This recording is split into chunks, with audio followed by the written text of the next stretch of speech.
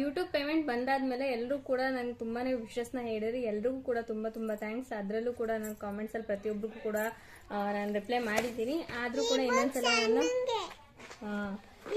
ಒಂದು ನಿಮಿಷಮ್ಮ, ಆದ್ರೂ ಕೂಡ ಎಲ್ರಿಗೂ ಕೂಡ ಒಂದ್ಸಲ ಎಲ್ರಿಗೂ ವಿಶಸ್ನ ಹೇಳ್ತಾ ಇದ್ದೀನಿ, ಅಂದ್ರೆ ನಂಗೆ ಥ್ಯಾಂಕ್ಸ್ ಅಂತ ಹೇಳ್ತಾ ಇದ್ದೀನಿ. ಯಾಕಂದ್ರೆ ನಿಮ್ಮಿಂದನೇ ನಂಗೆ ಸಾಧ್ಯ ಆಗಿದ್ದು ಆ ಪೇಮೆಂಟ್ ಬರೋದಕ್ಕೆ. ನೀವಿಲ್ಲಾಂದ್ರೆ ನಂಗೆ ಆ ಪೇಮೆಂಟ್ ಅನ್ನೋದು ಬರ್ತಾನೆ ಇರಲಿಲ್ಲ.